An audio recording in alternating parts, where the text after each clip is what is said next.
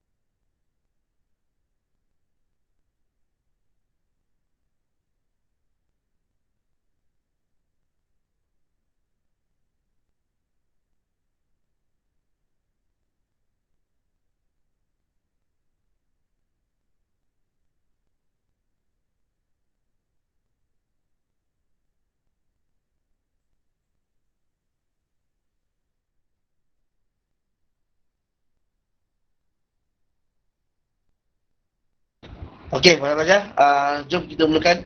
Okey, untuk makluman kepada pelajar yang baru sahaja menyertai kelas. Okey, jika kamu tak ada dalam mana-mana grup kelas online ni, okey, sila hubungi saya. Okey, Nurul Aina, saya baru mula kelas. Tadi azan, maaf ya lambat sikit. Okey. Uh,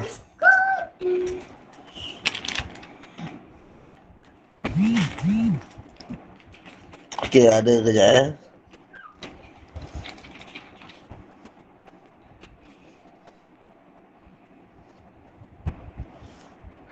Okey. Sebenarnya malam ni saya nak fokus kepada kertas 2. Sekejap Okey, para pelajar, kalau kamu tengok bahan ni sebenarnya muka surat pun ada 100 lebih, 117 muka surat. Ini adalah daripada negeri Terengganu. Satu modul yang disediakan oleh negeri Terengganu. Okay, kamu nampaknya negeri Terengganu. Okay. So, saya ambil pun daripada Telegram sebenarnya. Kamu boleh dapat bahan dari Telegram sebenarnya. Okay, tak apa. So, jom. Okay. Sebenarnya kalau saya nak bincang lebih detail malam ni dari segi karangan, memang cantik bahan ni sebenarnya. Jadi kamu boleh refer sendiri lepas ni untuk tengok dulu macam mana karangan tersebut.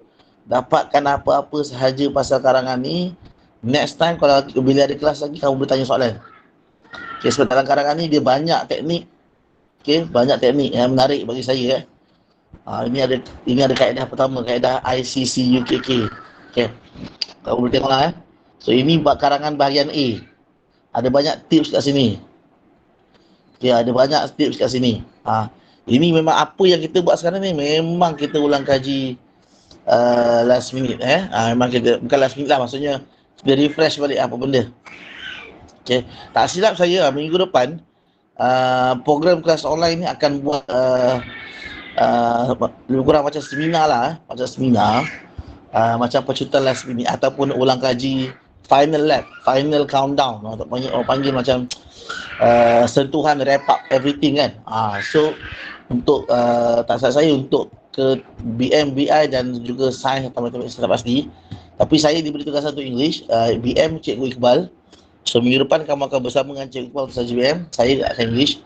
So overall kami semua akan buat menyentuh pada setiap section yang terlibat dan segala tips-tips yang perlu diingati, teknik, strategi, pengurusan masa. Okey, benda-benda yang kena ingat semua akan diberitahu semula sebagai persediaan kali terakhir. Okey, jadi untuk BM malam ni saya share sikit-sikit sebab kita ada banyak BM ketah 1, ketah 2. So saya takut nanti minggu depan kamu dengan Cikgu Iqbal tak sempat untuk cover dulu subjek, untuk dulu kertas. Jadi saya tunjuk, saya share benda ni sikit. Jadi kamu ada bahan ni, kamu boleh bersedia lebih awal. Okay. So kamu nampak ni segala tips yang kamu tahu tentang karangan bahagian A supaya kamu tak terlepas pandang. Saya tahu kebanyakan student banyak fokus dan cover subjek-subjek yang kritikal, contoh sejarah, admat, fizik, account, ekonomi. Dan kebanyakan both of the BM and English students are usually and apa kita panggil cenderung untuk cover last minute. Saya tahu benda tu, memang saya dulu pernah buat benda sama juga. Jadi bila kamu cover last minute, pastikan kamu jangan sampai terlepas pandang benda-benda penting ni. Okay, so tengok balik, baca balik benda ni semua nanti. Okay. Okay, memandangkan BM dan BI adalah first, dua kertas pertama pada minggu pertama. Kan? Minggu pertama adalah dia adalah dua kertas pertama. Jadi saya rasa agak kritikal. Tak salah saya minggu pertama adalah semua subjek bahasa. BM, English dan juga bahasa Arab. Tak salah saya. Sejarah matematik semua adalah minggu kedua. Jadi agak kritikal lah kedua-dua subjek BM dan BI ni untuk awak bersedia lebih awal. Okay, okay, so saya scroll sahaja. Okay. Kamu dapat lihat ada macam-macam ini untuk karangan bahagian A yang mana markah lebih sikit, 30 markah. Okay, dia menggunakan kaedah ICC UKK. Okay, saya nampak kat sini agak menarik sebab memandangkan karangan bahagian A ini lebih pendek. Jadi dia menggunakan kaedah yang lebih ringkas. Okay, teknik dia lebih ringkas berbandingkan karangan bahagian B. Okay. Minta maaf saya takkan pergi secara detail kemudian kamu akan lebih mungkin pergi detail sama Cikgu Iqbal minggu depan dalam ulang kaji.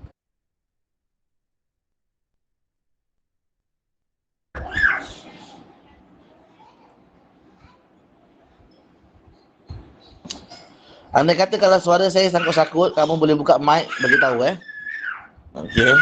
Anak saya bising lah ni je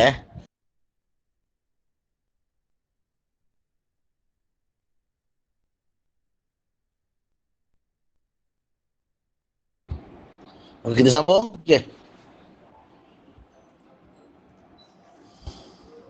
Okey, para pelajar, tadi kamu perasan karangan bahagian A ada jenis umum. Dan saya yakin semua negeri trial adalah karangan jenis umum. Dan dijangka sebagai tahun pertama, saya rasa kamu punya karangan pun tahun ni adalah jenis umum. Tapi sekurang-kurangnya janganlah abaikan jenis surat. So, kamu tahu yang bahagian A adalah karangan yang tak ada pilihan, tak nak kena jawab. So, kalau tak keluar karangan umum, keluar jenis surat, pisang kita. Teruk kalau tak bersedia. Sekurang-kurangnya ulang kaji dah dia punya format, benda. Tolong tengok contoh-contoh kat mana kedudukan format apa semua step dia semua. Okey. Okey, sini ada latihan. Okey, saya scroll saja. Okey, sekarang kita masuk karangan bahagian B. Nampak? Okey, ada tips juga kat sini. Okey, ada kat sini impression. Saya nak highlight sikit Ni masalah besar nombor 5 ni. Siapa yang masih lagi hadapi situasi nombor 5 ni? Okey. Siapa yang masih lagi hadapi masalah nombor 5 ni, iaitu dari segi jumlah patah perkataan. Okey, jumlah patah perkataan. Nombor 5 Yalah. Bila perkataan kurang, impression kamu akan rendah. Kan? Pemeriksa akan alamak kan. Okay, jadi saya rasa benda-benda macam ni kamu kena untuk persediaan last minute terakhir ni, bagi saya lah antara caranya tambah isi, tambah perenggan. Siapa kata karangan tak boleh 7 perenggan? Tak ada siapa cakap pun. Okay. Dia minimum bukan 7 perenggan, 8 perenggan, maksudnya 6 isi. Okay, biasa pelajar cari 4 atau 5 isi Kalau rasa karangan kau pendek, tambah lagi isi.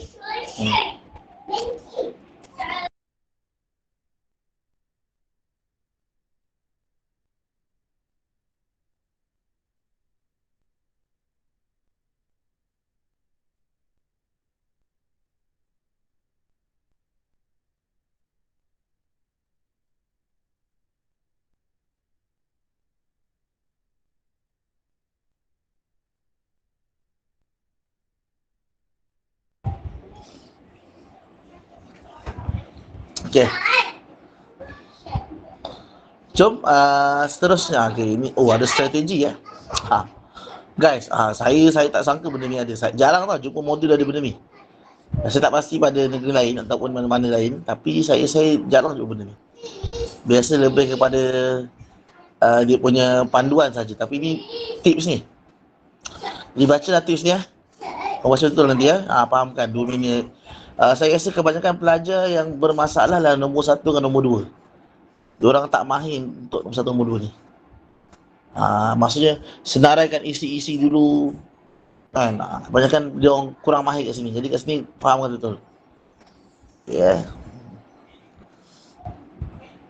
Ini untuk bahagian A, ini untuk bahagian B. Kau tak sangka rupanya nampak tu. Okay.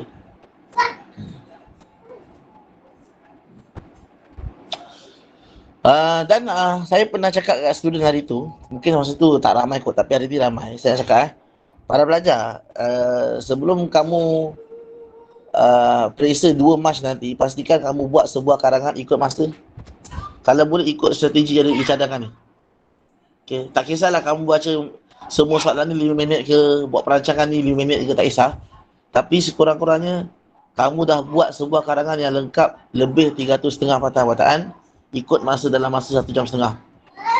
Buat tanpa ada sebarang gangguan, buat seolah-olah kamu nak buat exam, lepas tu bagi mana-mana cikgu tandakan. Tolong ada satu orang panggil rehearsal karangan. Okay, buat last. Tak kisahlah minggu terakhir ke, minggu ni ke, tak kisah. Okay, tapi kena buat. Jangan kamu last buat karangan masa terakhir hari tu, lepas tu kali ni pun nak buat karangan masa exam sebenar. Bagi saya itu adalah dosa besar. Itulah kesilapan besar bagi saya. Okay. Sebab bila kamu buat rehearsal, kamu akan tahu kat mana kelemahan, kat mana nak betulkan. Tolong buat please, saya minta tolong tolong buat benda tu. Sebab saya buat dulu. Okay. Okay. Okay, penggunaan penanda wacana dalam karangan. Okay, ini benda simple-simple, korang tengok sendiri nanti. Okay, ini semua info-info tambahan, bla bla bla bla. Okay. So penutup pun ada, tadi pendahuluan pun ada. Okay, ni ungkapan menarik. Okay. Ungkapan menarik ni kamu dapat free-free je. So tolonglah tiru. Cari mana yang best-best, tiru. Benda ni, ungkapan menarik ni adalah antara benda yang menambah awak punya jumlah patah perkataan. Jadi siapa tak ambil, rugi pada muka, saya cakap. Okay. Kalau siapa ada masalah tak cukup patah perkataan, ini antara caranya. Nampak perengan pendek, ini antara caranya ungkapan menarik, ya. Kalau kamu tahu kamu ada 4 atau 5 isi, carilah 2 atau 3 ungkapan menarik kamu hafal. Agak-agak yang mana berkaitan, boleh kaitkan. Okay. Okay. Ni pasal apa pula ni? Tadi, ni. Okay, ini masih lagi pasal karangan bahagian B. Okey, yang ni dia sentuh karangan bahagian B secara detail kat saya. Ni secara detail ni sentuh ni. Macam mana nak buat karangan bahagian B secara detail, kamu nampak situ saya ada 2 teknik. Ini teknik pertama. Okey, sekejap Dia tak tulis Oh, tak ada. Dia boleh tulis lagi teknik pertama. Ni. Yang ni teknik pertama. Escape. Okay, ni semua escape.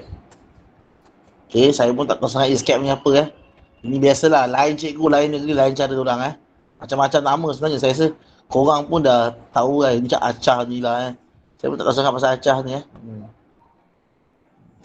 Menarik Saya selama ni saya buat kalau saya kesimpulan pendapat cadangan harapan PCH, tapi sini dia buat lain, cadangan amaran harapan. Boleh juga kan, tak kisah kan. Okay. So ni digunakan kaedah escape. Okay, escape. Okay, saya scroll je. Okay. Okay, ini teknik kedua. Teknik kedua, imbaku. Saya rasa imbaku ni famous kot. Banyak orang guna, saya rasa lah. Sebab ini antara teknik yang sebab yang cerita yang invent teknik ni tak salah saya adalah seorang guru cemerlang bahasa Melayu guru tokoh kebangsaan 2016 tak saya. Dia yang cipta teknik ni. Tak silap saya lah So ini pada ni bakub, kamu boleh tengok sendiri Dan tak silap saya tak pasti sekolah mana antara kamu, ada setengah sekolah bukan memaksa lah, dia paksa dalam konsep istilah yang baik lah, paksa demi kebaikan dia paksa student dia buat kebat sejarah guna imbaku. Bukan sebiji macam imbaku, tapi teknik dia tak jauh beza dengan kaedah imbaku. Tapi tak ada penegasan tak ada lah kan. Tapi dia ada penegasan tapi dia tak guna penegasan, dia guna kesimpulan, inference.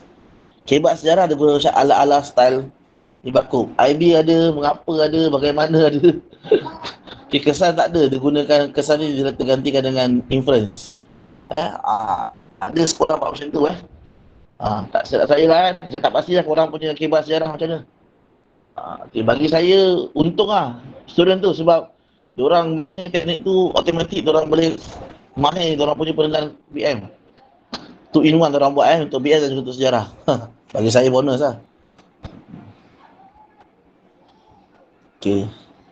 Jadi korang boleh tengok macam mana. Saya suka tau bila dia buat macam ni kan. Okay, dia betul-betul highlight. Bukan senang nak dapat modul macam ni okay. Saya bertahun-tahun mengajar BM, tak jarang ada modul macam ni. Baguslah sekarang, senang bahan korang. Okay.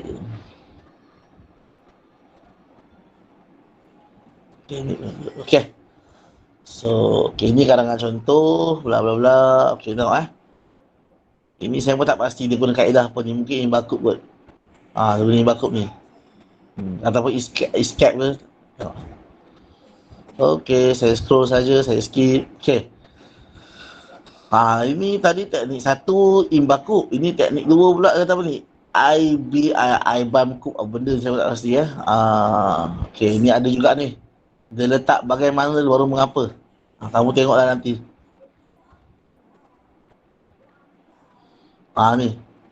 Idea bagaimana dulu, mengapa, baru kesan. Dia terbalikkan bar dengan M je, tak apa pun. terus terang para pelajar, bagi saya, bagaimana, mengapa ni boleh berada di mana-mana terpulang. Ada pelajar buat idea, lepas tu contoh. Dari contoh baru diterangkan bagaimana, lepas tu mengapa. Ataupun idea, contoh, lepas contoh diterangkan mengapa, lepas tu baru bagaimana. Terpulang. Dan bagi saya tak semestinya wajib mengapa bagaimana tu. Okey, terpulang apa yang terlintas kat kepala awak. Idea, contoh, mengapa, kesan. Terpulang. Yang paling wajib ni kesan. Ini yang selalu pelajar terlupa tertinggal. Tolong para pelajar, saya highlight kesan adalah benda paling wajib bagi saya lah. Tak kisahlah awak guna kaedah apa pun, bagi saya setiap isi pasti ada kesan. Kesan ini yang membuktikan bahawa huraian awak menjawab soalan. Ya. Kalau kita tengok soalan, apa soalan dia? Alam semesta tanggungjawab bersama. Okey, jadi kat sini okey, ikut sikap ibu apa. Okey, sebab apa? Idea dia perangan. Okey, so kesan ni membuktikan bahawa isi dia menjawab soalan. Okey.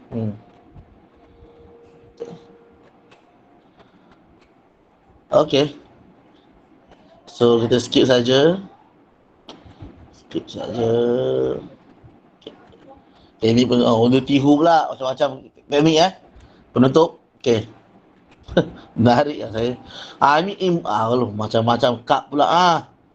Tadi kok ni imbakap pula. Okey, tak apa. Ni apa? Ayat penegas. Okey. Nampak kat sini beza dia. Kat sini dia tak ada apa? Ayat ungkapan. Ungkapan menarik tak ada. Tu je beza dia. Okay, next. Kita skip. Ini kesan apa ni? Kesan kepada contoh. Wah.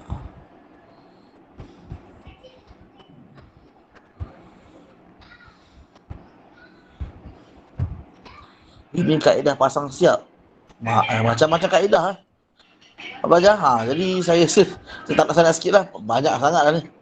Korang tengoklah mana-mana korang tengok. Okey. Okey, sekarang kita masuk ke kelas 2. Jom. Ini sekarang kelas 2 ni.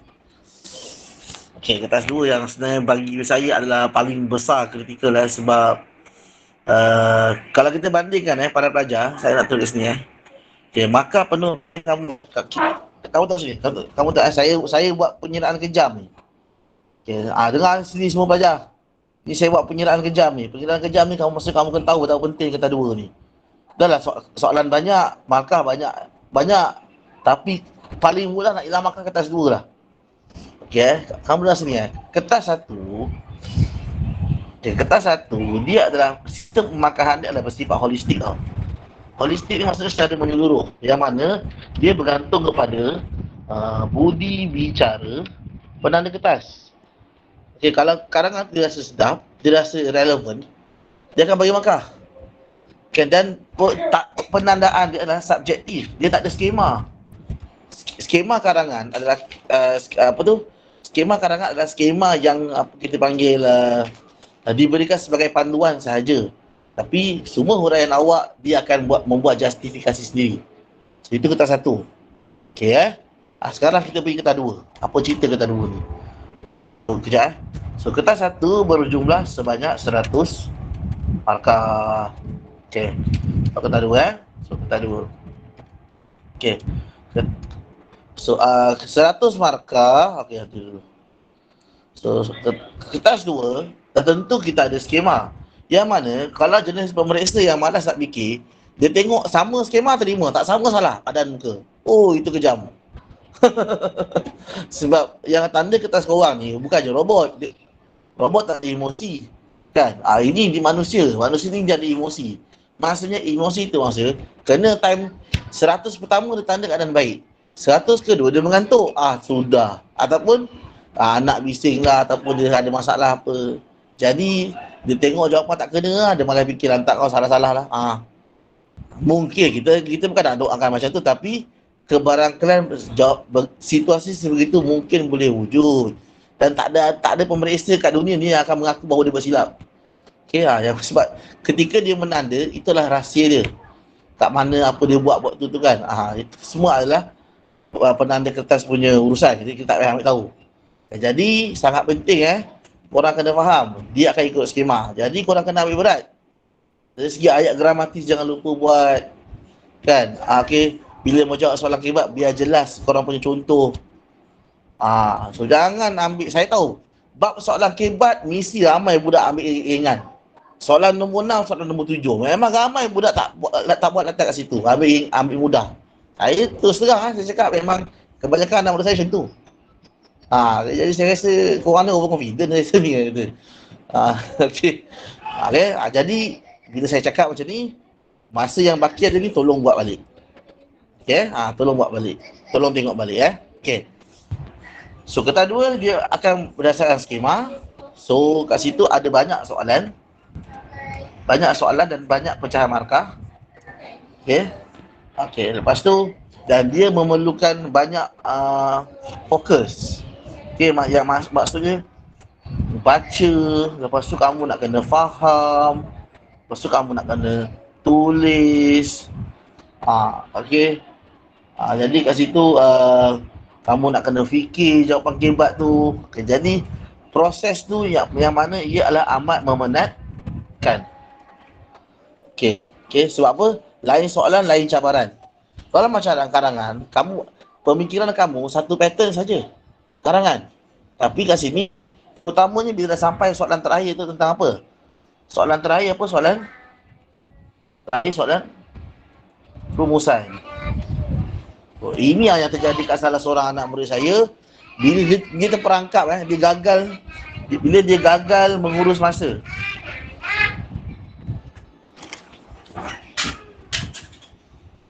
dia gagal urus masa dengan baik. Apa jadi? Dia hanya tinggal tak sampai 20 minit untuk dia buat rumusan. Hanya 15 minit. Jadi bayangkan situasi dia macam mana, nak baca, nak cari isi apa semua. Jadi ini yang sangat penting. Okey. So jumlah dia turut 100 markah. Okey. So sekarang kita ada kertas 3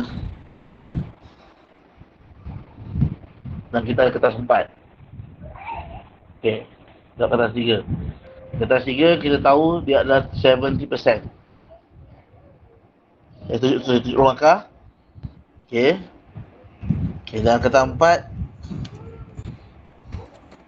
dia adalah 30 markah. Tak salah saya korang punya ujian mendengar hari Sabtu ni kan? Ada pelajar tanya, cikgu boleh ke buat rumusan dulu? Kalau itu yang saya tanda dulu, itu yang saya buat dulu. Okey, tapi terpulang kepada kecenderungan pelajar. Sebab tu saya kata korang kena buat rehearsal. Rehearsal korang buat daripada 2 jam setengah ni, buat daripada soalan 1 sampai soalan 9. Tengok macam mana, apa masalah korang nanti. Kalau rasa macam nak buat rumusan dulu. Okey, senang cerita, kamu ambil kamu punya kertas trial kamu, atau kamu ambil mana-mana trial negeri. Fikir agak antara semua ni mana yang paling susah. Yang paling susah tu lah tinggalkan dahulu. Okey macam tu. Okey, saya tak nak kata buat rumusan tu adalah buat bagus. Dia ikut kecenderungan pelajar. Kalau student rasa dia nak play safe, nak buat rumusan, silakan, tak ada masalah. Sebab dia tak rugi sebab dia mensasarkan 30 markah untuk siap. Okey, saya rasa tak rugi pun. Okey. Tapi ada student dia rasa selesa dia ikut step. Terpulang. Okey, kalau kita tengok sini kan, jumlah kertas kertas 4 ni, jumlah dia berapa ni? Jumlah kedua-dua ni kalau kita tambah kan. Okay, apa jadi? Jumlah ni ialah 100 markah kan. Okey. Kalau tengok sini, jumlah dua-dua ni berapa? 100 markah. Okey, 100 markah.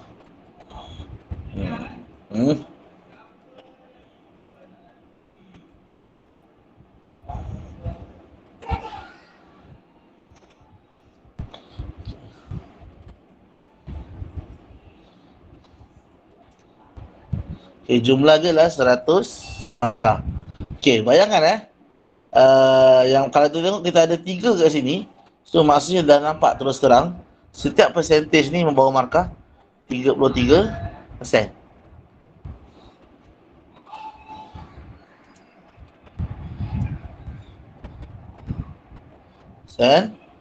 Dan yang ni pun sama 33%. Okey, plus minus lah. 33.3 semua kan. Okay, kita kira 33 lah, kita benarkan Okey, so para pelajar. Okey, kalau tengok so hari Sabtu ni korang punya ujian mendengar nampak tak? 30 markah. Sebenarnya kat situ berapa persen ni sebenarnya? Dia adalah 10%. Jadi saya mohon sila buat betul-betul lah. Ah, okay. Kenapa sebenarnya kalau kamu buat ujian mendengar ni katalah 30 markah tu kamu dapat 15/30, kamu dapat separuh.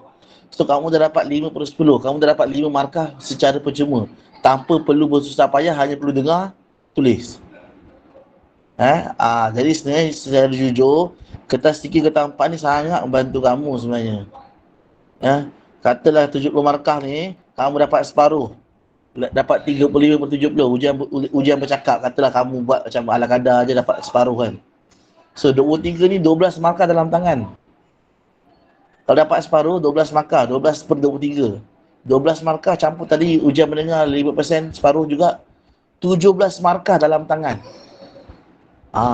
So kamu dah ada 17%. Dah ada 17%. Kalau BM Phil juga memang saya tak faham betul. Kamu dah ada 17%. Dengan saya ambil kira separuh.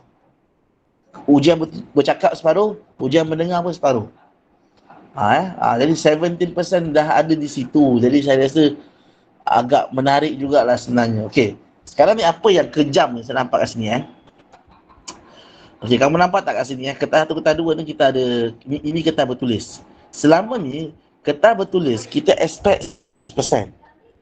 Tapi sekarang bukan lagi 1%, kini dah menjadi berapa? Sudah menjadi hanya mana sini Mana simbol dia? Ni. Okey, hanya 66%. 66% sahaja. Okey, jadi 66% ni sebenarnya para pelajar kalau nak dapat A kalau nak dapat A, saya tunjuk sini 66% dapat A kan? Okey. A 70%. Ni saya kira A lah, saya tak kira B lah, saya kira A Saya mungkin kalau antara kamu nak target A. A minus 70%. Okey So 70%.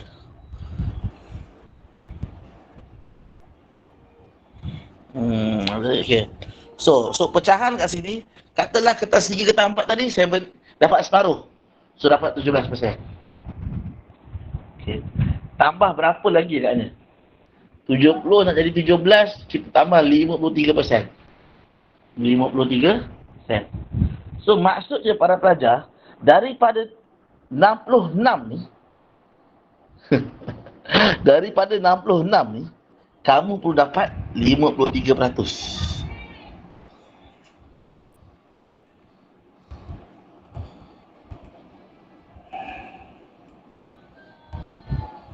Ha. 53% 6, sikit kot kesalahan tu. Ingat senang ke? Okey. Ni saya tunjuk kejamnya. Okey, jadi sebab tu sebenarnya yang sangat bantulah kertas 3 kertas 4 kalau kamu dapat lebih. Okey, jadi kertas 1 dan kertas 2 kamu tak perlu berusaha payah. Okey, kertas 3 dah lepas dah kan, nak buat macam mana kan. Okey. Nampak tak ni pengiraan saya ni? Nampak tak pengiraan saya ni? Hopefully kau nampak ni betapa payah nak dapat A minus yang kau rasa 70 tak susah mana pun kan. Okey.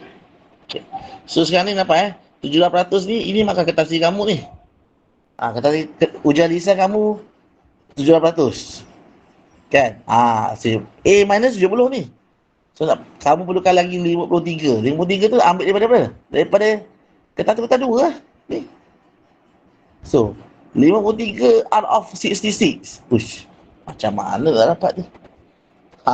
Okay. Okay, saya nak ringkaskan pengiraan. Setelah saya ambil kira, saya buat 53 per dengan 300 darat dengan kertas 2 100 saya kira-kira kan. Okey, dijangkakan daripada 100 markah kertas 2 ni, okey, saya buat terus inilah anggaran dijangkakan daripada 33%. Ini saya dah buat kira dengan anak murid saya dah. Daripada 100 markah yang korang buat kertas 2 ni, korang perlu dapat lebih kurang dalam berapa tu saya kira kejap. Banyak jugalah. Saya rasa dalam 70 above pun. Bukan. Korang pun dapat dalam lebih kurang 82. Setelah saya mengambil kira kertas satu tu markah dia something lah. Kertas satu tu saya ambil lebih kurang 100 tu saya ambil dalam 70. Lebih kurang. Katalah 80 lah. Saya letak 80 kat sini. So maksudnya korang kena latih diri korang kertas 2 ni paling banyak korang hilang 20 markah. Boleh ke tak? Kalau siapa boleh, mantap. Sebab tu saya kata saya suruh kamu buat exam kertas 2 ni. Kira markah kamu dapat tak 80 ke atas. Ini siapa dalam rakyat A lah. Sebab kita takkan tahu tau karangan kita dapat berapa. Sebab ini bergantung pada pemeriksa nak tanda. Tapi kertas 2 kita boleh tahu kita dapat berapa. Kita memang boleh tahu kita akan dapat berapa kertas 2. Memang kau pun boleh tahu. Saya cakap. Okey, ada cikgu, ada student kata mendengar ahad ni tak silap. Okey, ada sekolah buat ahad Sebab kalau ikut dalam jadual SPM, tarikh dia 20 mendengar ialah 19 bulan 19 hari Sabtu ni betul 19 hari Sabtu ni. Okey. So nampak kat sini jadi tapi jangan stres di sinilah yang kita tahu bahawa kita kena meminimumkan sebanyak mungkin kesalahan tak kata 2 ni. Jadi kat mana yang nak minimum tu, jom kita tengok first. Ni para pelajar ni. So benda pertama yang saya rasa yang korang tak patut tak hilang markah ialah dekat nombor 1. Okey, nombor 1 kalaulah kat sini markah penuh dia 6, paling teruk korang boleh dapat berapa? 5. Okey, 5 daripada 6. Jangan sampai hilang separuh. Bina ayat je pun. Okey, bila bercakap pasal bina ayat, buat je lah ayat ringkas yang ada subjek predikat. Tak apalah buat ayat yang beria sangat kan. Okey. Kalau rasa stres sangat nak fikir ayat, tinggalkan dahulu. Jangan berlama sangat, nanti awak buang masa. Okey, sintaksis. Sintaksis saya no comment. Sebab dia bukan, kamu nampak ni macam-macam cerita kan. Sintaksis ni saya boleh kata lah, kalau salah pun daripada 3 soalan kamu akan salah 1. So kamu akan 2 soalan betul. So 4/6. Tadi saya lupa ada yang morfologi ni kadang-kadang markah penuh bukan 6, tapi markah penuh dia 8. Kalau 8 maksudnya kamu dapat apa? 7 je. 7 betul.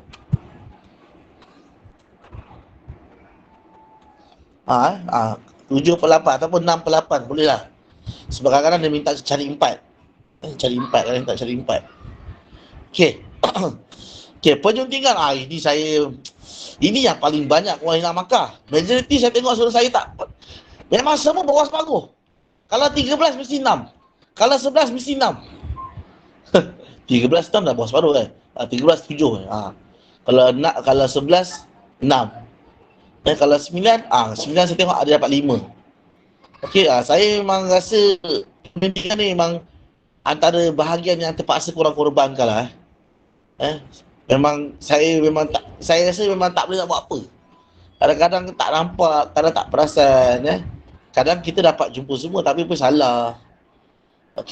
Jadi bagi saya memang kita kena standby. Penyuntingan ni memang separuh. Kalau dapat lebih, bonus ekstra. Next. Nombor 4, bahasa Melayu standard. Ini saya nak komen. Jujur, secara jujur saya sebagai cikgu, benda ni adalah benda yang sangat baru untuk semua cikgu kat Malaysia. Memang dah bertahun-tahun, sejak tahun 2000 saya sekolah dulu pun tak pernah keluar situasi soalan macam ni yang kena tukar 100%. Biasanya kita orang jawab soalan atau cari informasi, bukannya tukar sentence 100%. Jadi benda ni agak baru, saya no comment. Okay, saya no comment. Saya tak berani nak tak bermakar kat sini. Okay, so peribahasa. Peribahasa standard 4 per 6. Korang akan counter satu peribahasa. Dapat lebih bagus. Okay, okay, kalau ikut kat sini okay, bahagian A 35 markah. Berapa kita dah markah ni? 1 markah. Okay, sintaksis dah 2, dah 3 markah. Okay, bahasa Melayu standard. Katalah bahasa Melayu kita hilang 2 markah. Dah 5 markah. Peribahasa 2, dah 7 markah. Dah 7 markah kita hilang. Sedangkan kita target tadi apa? 80/100. Kita hanya boleh hilang 20 markah saja. Bahagian A 7 markah dah hilang. Ini saya letak situasi supaya korang bayangkan. Supaya korang berlatih. Ini tak masuk dari soalan kebat-kebat semua ni. Okay. Okay, sekarang saya nak tutup cerita. Saya tak nak lagi sembang kosong, nanti korang ngantuk. Saya tak nak lagi cakap pasal apa ni, apa tu, pasal makan-makan dah. Okay, kita akan pergi kepada ulang kaji. Jom, kita ulang kaji sikit.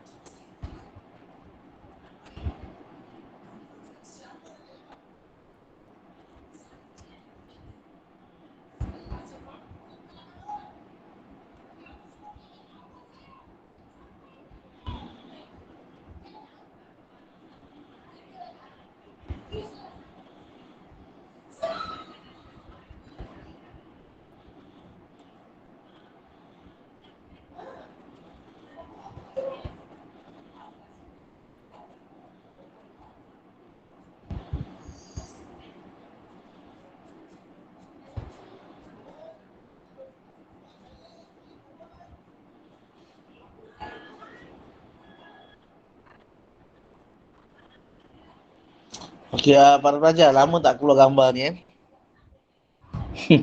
Saya rasa last korang tengok masa korang kontri kot. Ataupun korang UPSR. Saya tak pasti Ini adalah silibus lama punya style peribahasa. Sebelum orang ke. Saya rasa saya last tengok soalan ni pada tahun 2000 berapa lah. Tak ingat lah. Okay, tapi bersedia kemungkinan soalan ni macam ni boleh keluar. Setakat ni saya tengok tak ada. Banyak buku latihan pun tak buat soalan gambar macam ni Tapi in case. Mana tahu kan. Memang nampak So jom try. Ada berapa peribahasa dah ni? Senang je ni.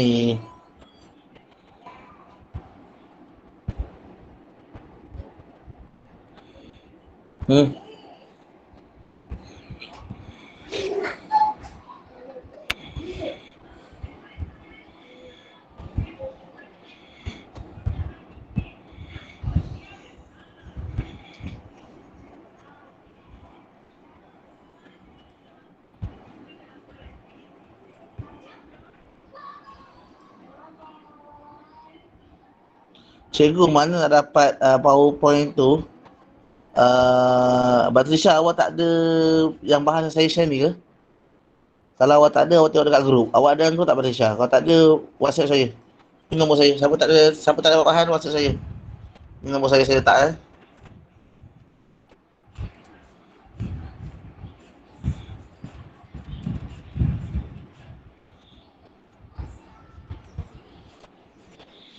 Okay. Okay, Jini. Tak tahu lah nombor kau apa Amsky Jini. Amsky Jini kata bagai aur dengan tebing, bukan bagai air. Dia typo bagai aur dengan tebing. Yes, bagai aur dengan tebing. Ini adalah bahasa. Nampak situasi kerja sama Okay, bagai aur dengan tebing.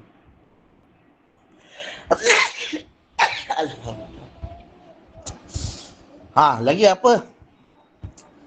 Saya kalau tengok sini kebanyakannya ini gambar dia bekerjasama. Lap tingkap, gambar bekerjasama susun kursi meja, dan gambar bekerjasama dia membersihkan kawasan luar kelas. So ada 3 gambar dia bekerjasama. Ataupun kalau siapa nampak dari sudut lain selain daripada situasi bekerjasama, ada tak? Kok lah pas peribahasa ada kaitan dengan kebersihan ke, peribahasa berkaitan dengan apa, bersusah dahulu senang kemudian, ke mana tahu kan. Siapa ada terfikir beritahu cuba letak jawapan. Berat sama dipikul, ringan sama dijinjing, iaitu satu lagi peribahasa yang berkaitan dengan kerjasama. Siapa lagi tahu peribahasa yang berkaitan kerjasama? Apa lagi?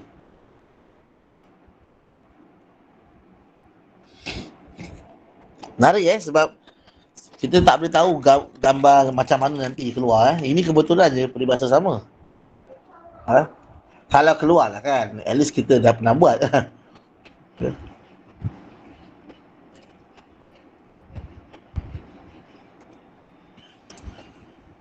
Okay. Tak silap saya ada tu yang pasal peribahasa yang bersatu-bersatu tu. Apa bersatu?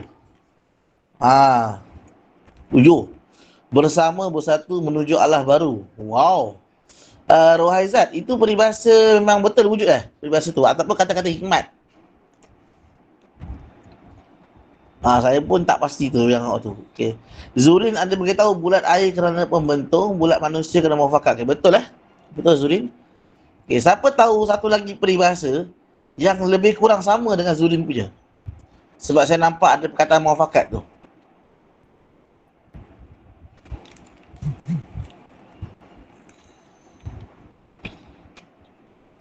Okey. Muhammad Akid, terima kasih. Ke bukit sama didaki, ke lurah sama dituruni. Maksudnya bila kita belajar kelas sama-sama, bila bersihkan pun sama-samalah. Yes, betul. Susah sama susah, senang sama senang. Saya setuju dengan Muhammad Akid punya peribahasa. Tapi saya tak pasti adakah tafsiran pemeriksa boleh ke tak boleh. Pada pendapat saya setuju. Dah guna kelas sama-sama, kemas pun sama kejap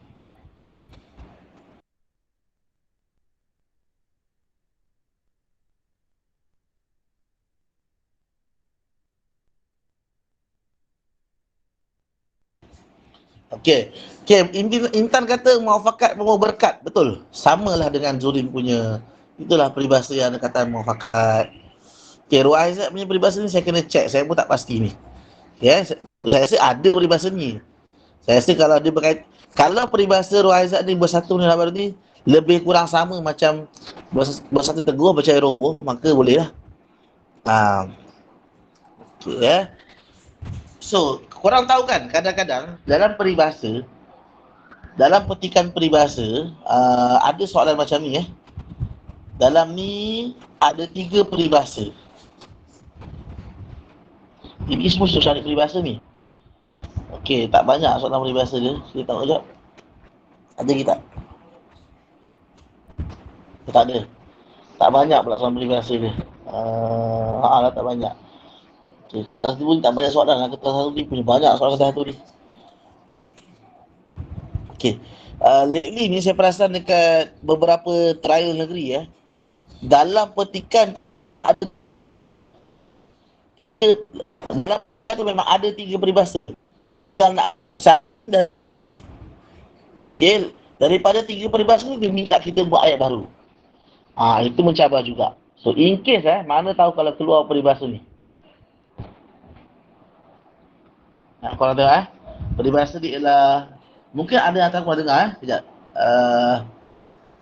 Segenggam, alamak saya lupa lah, serupai seikat bak sirih,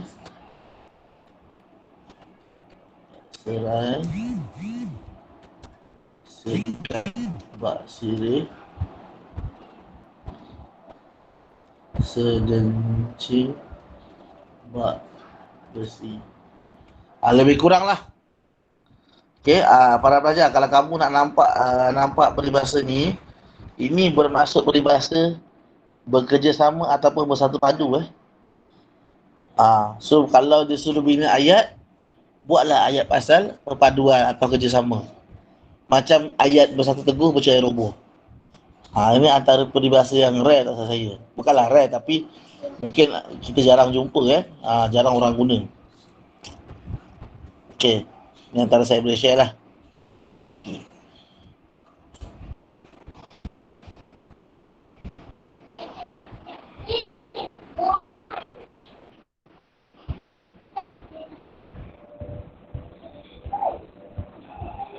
Okey, saya ternampak benda ni.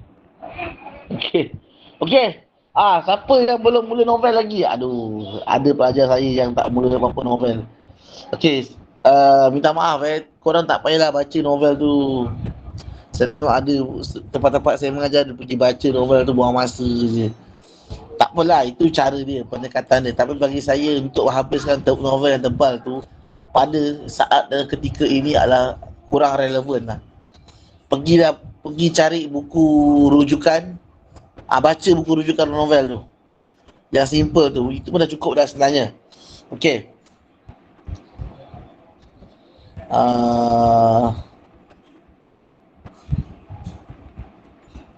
Ini contoh soalan 81, ini soalan 82. Okey. Okey.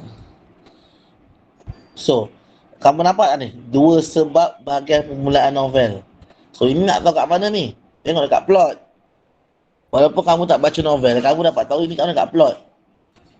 Plot mesti ada permulaan, lepas tu perkembangan. Lepas tu konflik. Kan? Okey. So, permulaan tu mesti ada dalam plot. So, menarik minat anda. Huraikan dua sebab. Ini first time saya jumpa soalan macam ni. Biasa saya tengok bagian penutup, ini permulaan pula. Nak dua sebab lah tu. Okey. Nanti korang baca jawapannya ya.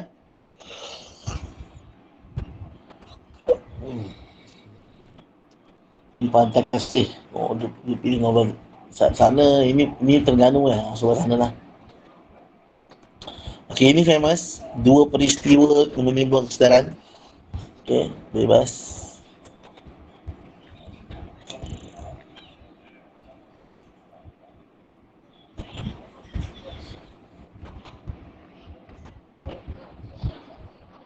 Ada soalan nombor 2, soalan 1.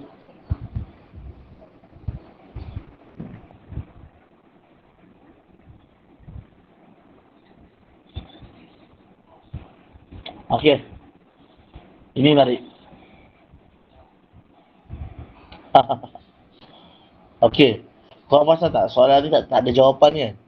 Okey terus terang pada pendapat saya, jawapan memang tak ada, tak apa. Sebab ia segala-galanya bergantung kepada apa yang awak faham. So nak tahu kat mana bahagian panggilan dia, tengoklah penutup dia sana. Ending tu novel, bacalah plot. So siapa tak ingat plot, pergi ambil buku rujukan, pergi baca plot. Okay, tapi kalau rajin, baca yang sebenar lagi bagus. Okay. Okay, sama lah, ini biasa. Pedoman ni pengajaran lah.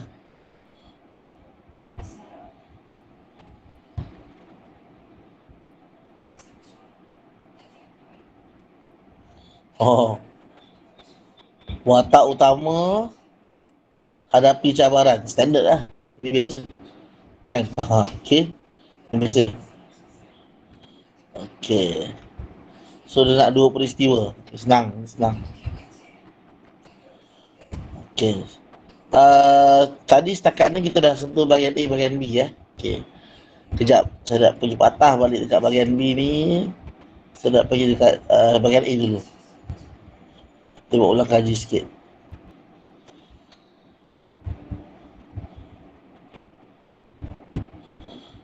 Okay. Atas dua bahagian A tadi mana? Okay.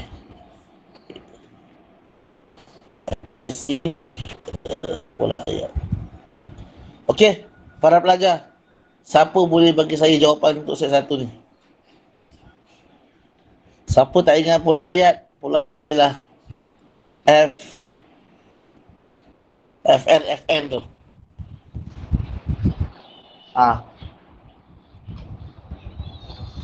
So Fn plus F apa? Fk ke? Itulah pola ayat. Kalau saya tak buat gaji ni mungkin apa benda pola ayat ni? Inilah pola ayat. Okay. So baca ni. Bagi jawapan kat saya.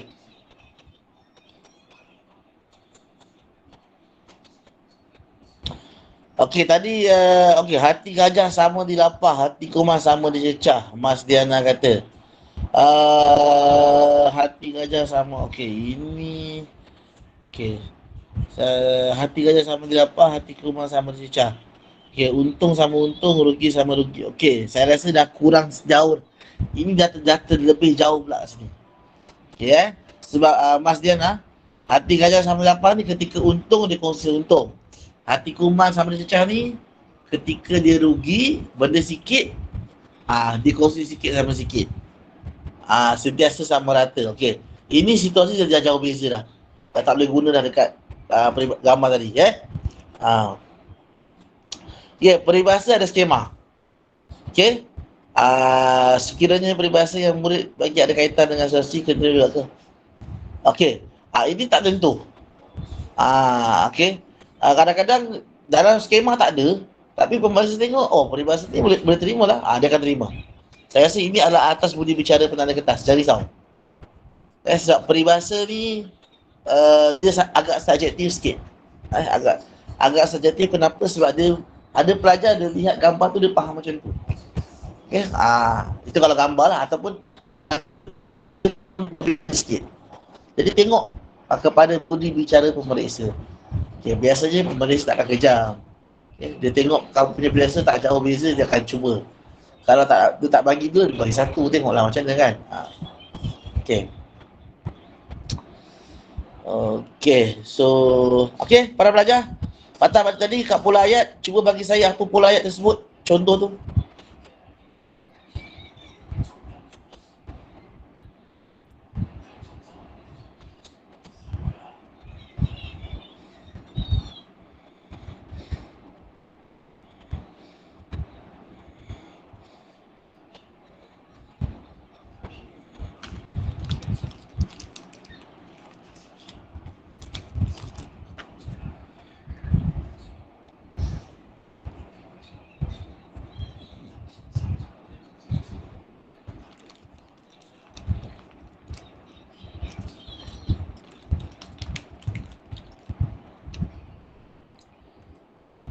Okay, Zulin kata nombor satu FNFN.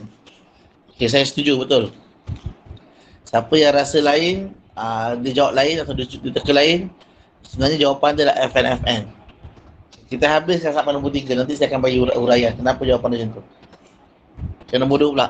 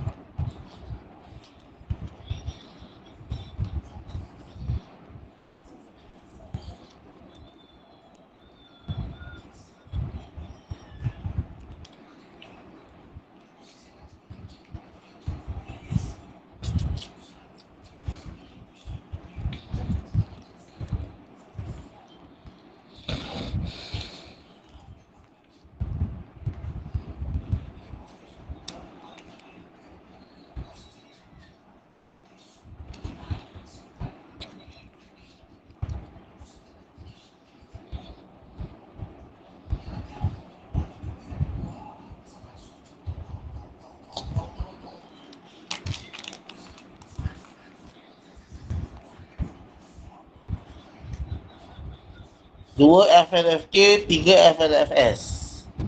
Cepat Zulin. Yang lain takkan tak cuba kot. Okay.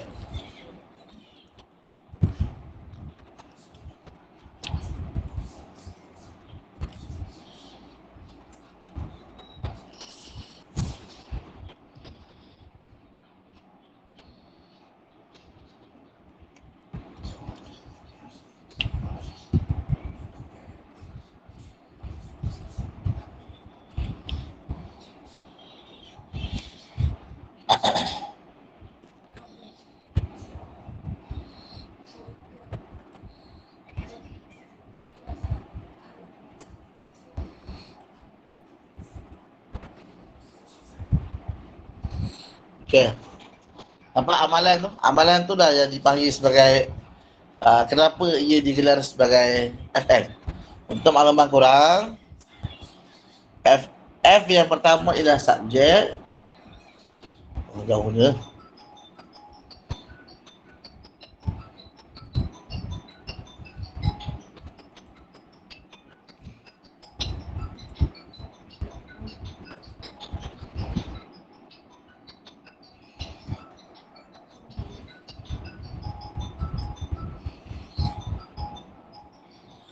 Okey, F yang kedua ialah predikat.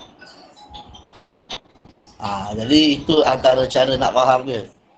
Jadi kalau korang tengok pengambilan sarapan ni adalah subjek. Okey, bermula ialah ni adalah predikat. Kenapa kita dapat tahu dia predikat? Sebab F dia berbeza. Kalau kamu nak memahami subjek predikat, kamu kena memahami FNFK dulu. FNFP dan FNFS ni. Okey? Sebab dia berbeza frasa, maka terbentuklah subjek dan predikat. Itu sebenarnya para pelajar. Kalau awak tahu disebabkan berlaku perubahan frasa, maka berubahlah ayat tersebut daripada subjek dia menjadi predikat. Frasa yang baru itulah predikat. Frasa yang mula-mula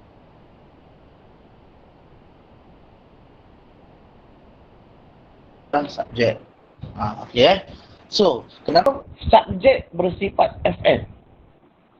Bila kata subjek dia, automatik dia FN. Okey. Tapi kalau awak tengok ayat tersebut, cikgu, mana ada ayat ni FN? Sebab pada satu hari, bila pada satu hari, pada tu kan adalah kata sendi nama. Mana ada kata, dia bukan frasa nama, dia frasa sendi nama. Kan, pada satu hari kan, macam tu kan. Maksudnya, ayat tersebut telah disongsangkan. Jadi korang kena faham di rumit cerita dia ni Jadi untuk para pelajar, nak tahu dia frasa dia betul, subjek betul, predikat dia, kamu kena jadikan ni adalah ayat biasa dulu. Dia bukan ayat songsang, dia bukan ayat festif. Kamu kena betulkan sesuatu balik. Jadikan pada ayat asal balik. Barulah kita boleh cari yang mana subjek, yang mana predikat. Ingat syarat dia. Semua ayat kena ubah kepada asal. Kalau festif, jadikan ayat aktif balik. Kalau songsang, jadikan ayat biasa balik. Okay, jadi kat sini, ini dah masuk cerita pasal aktif pasif semua tu. Nanti kita bincang lagi. Kita buat ulang kaji nanti kali pasal ayat biasa, ayat songsang, semua tu Okay. Kejap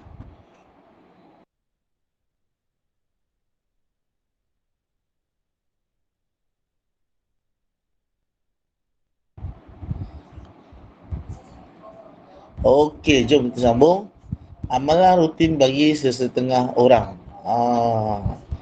Okey, so kat sini siapa cikgu?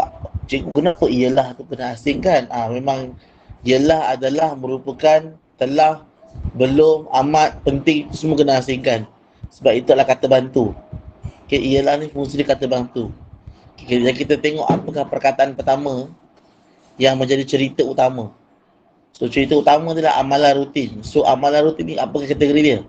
Dia adalah kategori kata nama. Bila dia kata nama, automatik seluruh predikat ni adalah frasa nama.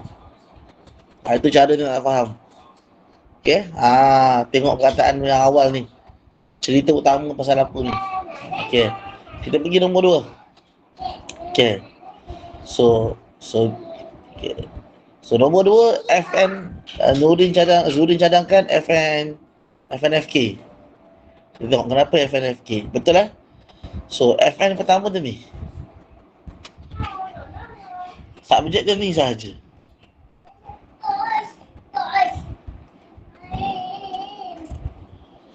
Okay, sarapan saja. Okay, jadi kenapa kita ambil sarapan saja? Sebab membekalkan ni adalah kata kerja. So bila kata kerja, automatik dia kat sini menjadi frasa kerja.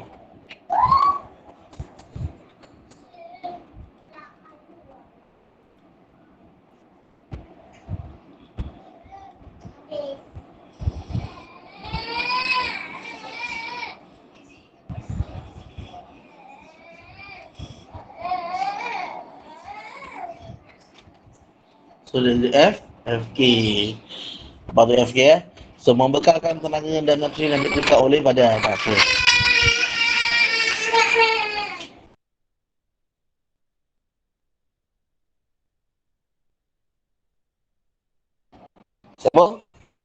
So, membekalkan tenaga. So, membekalkan ni adalah FK, fasa kerja So, kamu tengok kebanyakan predikat ni panjang tapi jangan risau.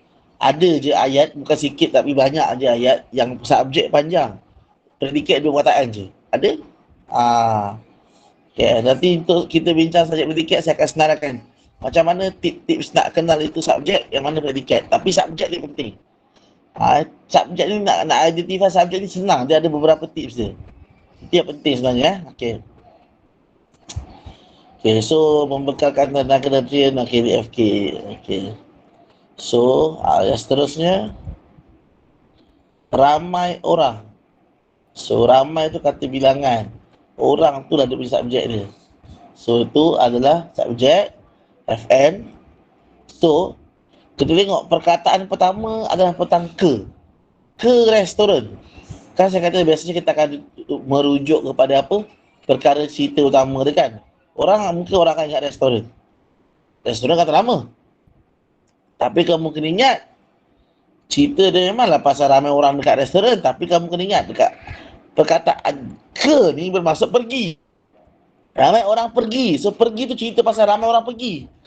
Bukan ramai orang dah ada restoran, ramai orang pergi. Ramai orang ke. So bila ke, dia adalah kata sendiri nama. Ke, kepada, daripada, kepada.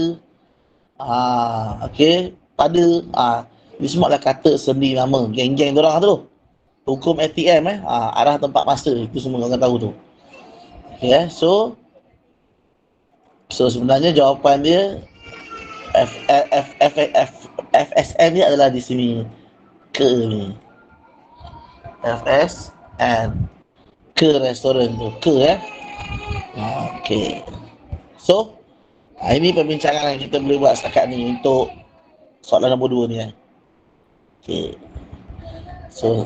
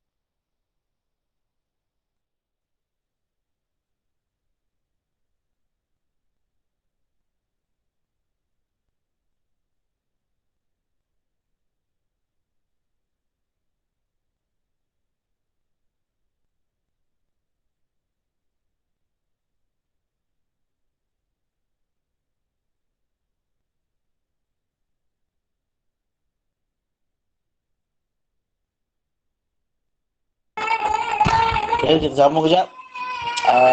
Seterusnya ni. Sebelum kita habis ni. Saya buat hari ni BM saja. Sebab minggu depan kamu akan bersama saya 100% English. Okay? Jadi kamu akan dapat 2 jam minggu depan BM bersama Cik Iqbal. Dan 2 jam lagi bersama saya bahasa Inggeris. Kan? Jadi better minggu ni saya buat BM sajalah. Kan? Jadi kamu dapat 2 pendekatan BM berbeza lah. Dengan saya dengan Cik Iqbal. So bagi saya bentuk-bentuk ekstra juga kan. Jadi segala persediaan untuk English saya akan sentuh pada sesi minggu depan. So hari ni kita habiskan dengan English, BM saja. Okay. Okay, saya rasa 5 kesalahan, 6 kesalahan ni dah biasa sebab yelah, petikan tak panjang, nak cari 5 je kan dengan 6 kan. Okay, boleh okey lagi lah. Kita try yang 13 ni memang rare sikit Sebab kenapa saya tinggalkan rest? Sebab pertama, petikan dia tak ada terlalu panjang sangat. Kalau kita nak bezakan dengan sebelum ni pun tak jauh beza. Macam mana dia boleh muatkan sampai 13 kesalahan tu? Itu yang pelik tu. Jadi nak tengok ni. Okay. Jadi saya mohon para pelajar, di kesempatan masa di hujung-hujung ni, berbaki beberapa minit ni, okay, saya harap kamu boleh kongsikan dalam kelas kita ni apa jawapan dia. FSN. Betul lah, Patricia, FSN betul lah. FSN Nazuri, okay. FS tu fasa sendi ataupun FSN, fasa sendi nama, Okay, jom, set 2 ni. Jom kita sama buat. 13 kesalahan, Okay. Ingat, kita ada kesalahan ejaan, kita ada kesalahan imbuhan, kita ada kesalahan tata bahasa, dan yang nombor 4 paling susah, kesalahan istilah. Yang kadang-kadang kita tak perasan pun. Kita rasa macam betul je istilah tu. Okay.